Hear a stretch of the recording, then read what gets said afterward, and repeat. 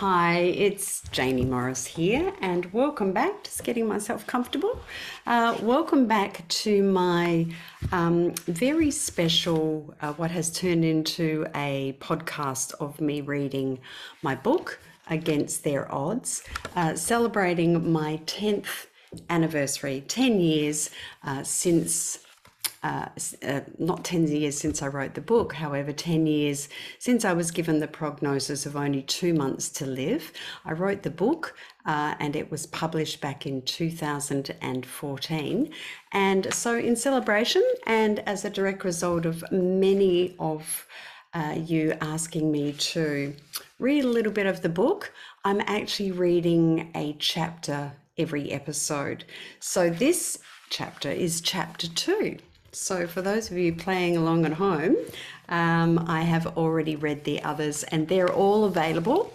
All of the episodes of this very special podcast of my reading of Against Their Odds, my book about what happened to me in 2012 and how I got through it and the background on it.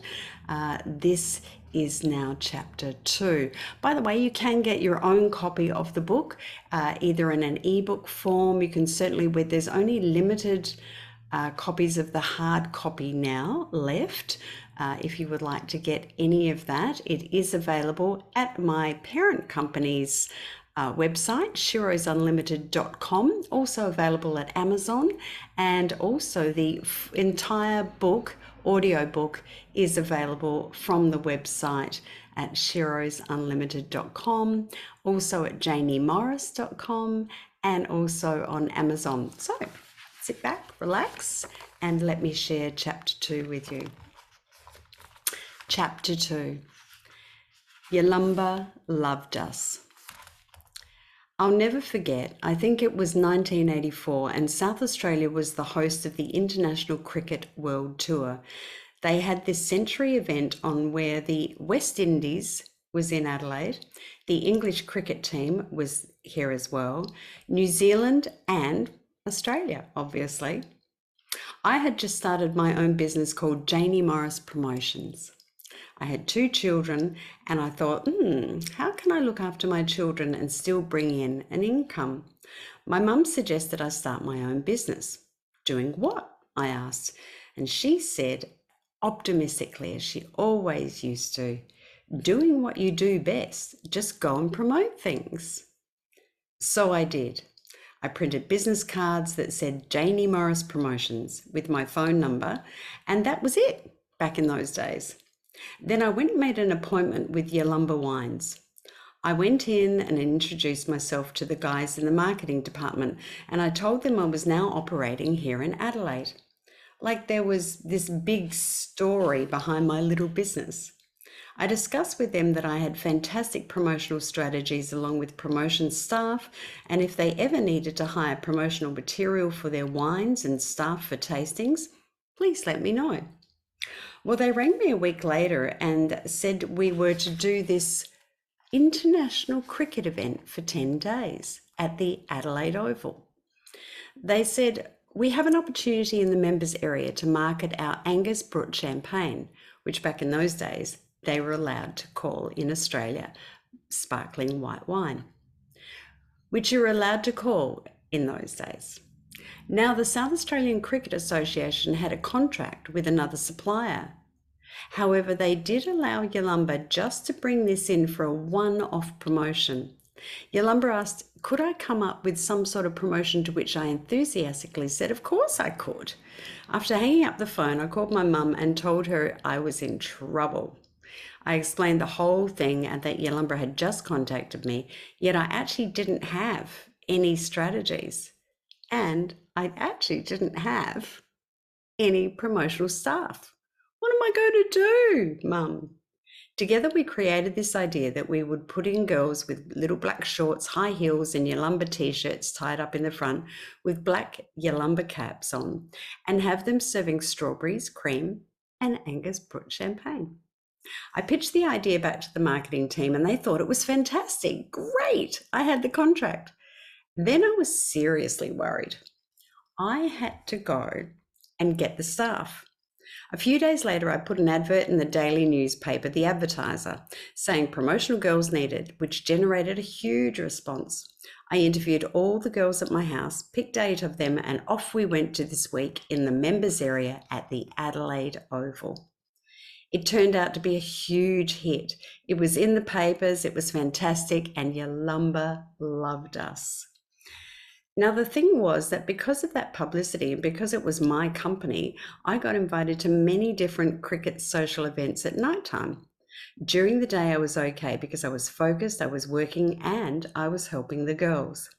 All of a sudden, I was in these very public environments at night, and it is my earliest memory of how this alcohol thing started. The first time was when I was the guest of an incredible gentleman who is now a friend, John Savage. He owned Savage Communications, and which was a wonderful, incredible Australian PR company. And he was a wonderful man and still is. He's still a very close friend of mine, and he opened many doors for me in business. I owe him a lot.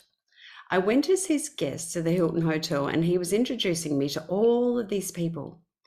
I was only 23 and as nervous as anything, and found that a glass or 2 of wine helped me enormously settle my nerves. That was my earliest hint that I was in trouble with my self-esteem and self-confidence. I got to the Hilton and John started introducing me to all these people who didn't have first names, just nicknames. However, I knew they were all involved in cricket. I was a bit buoyed by the wine and that I'd had at home before I left, and the extras I was given at the function, so I was feeling fine. I was chatting comfortably with everyone.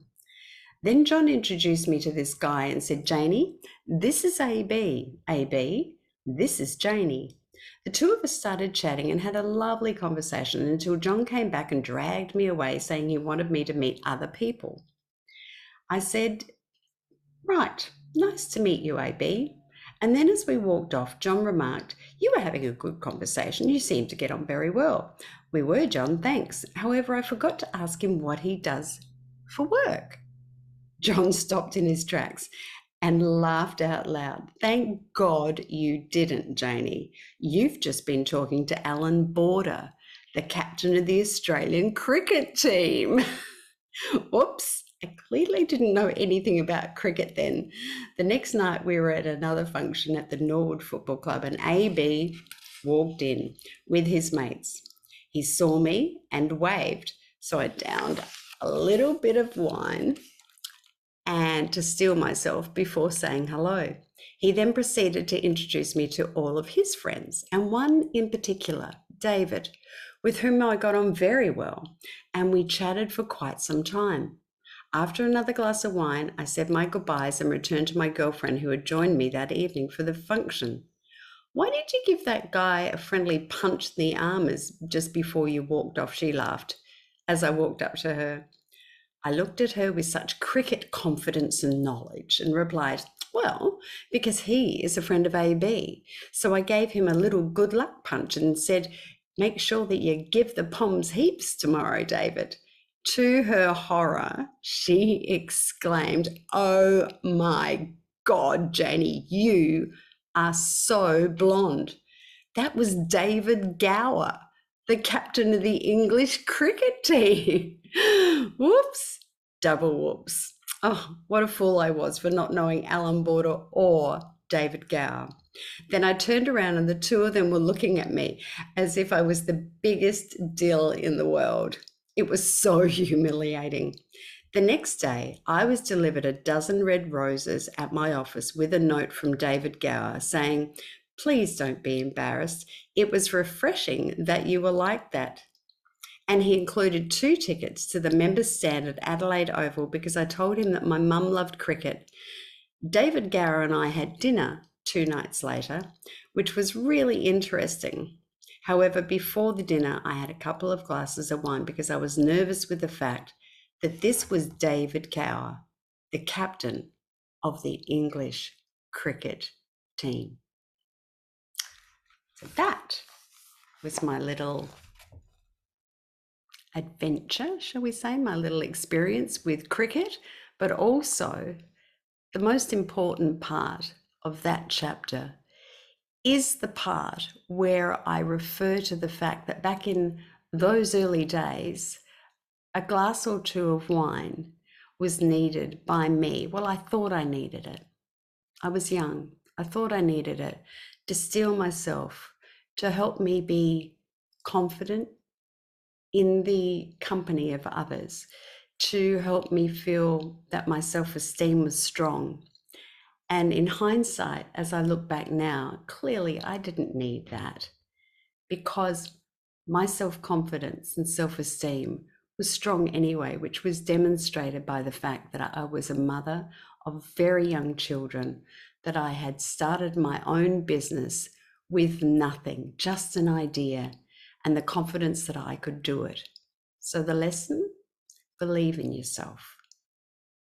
Don't feel that anything else can make you feel any better other than you and yourself. Believe in yourself. That's the message from chapter 2. I hope you've enjoyed that, and I look forward to having your company again at when I do the next episode. If you've got any comments or if you've got any questions about anything that I'm reading to you from this book, please let me know. You can certainly contact me through my website at jayniemorris.com. Send me an email. I'd love to hear from you. Love your comments as well. And if you're enjoying this as much as I'm enjoying reading it to you, please like it, share it, subscribe so that you don't miss any of the other episodes. And yeah, please share it as well. I'd love for the world to know all of this. And until next time, create an absolutely fabulous day.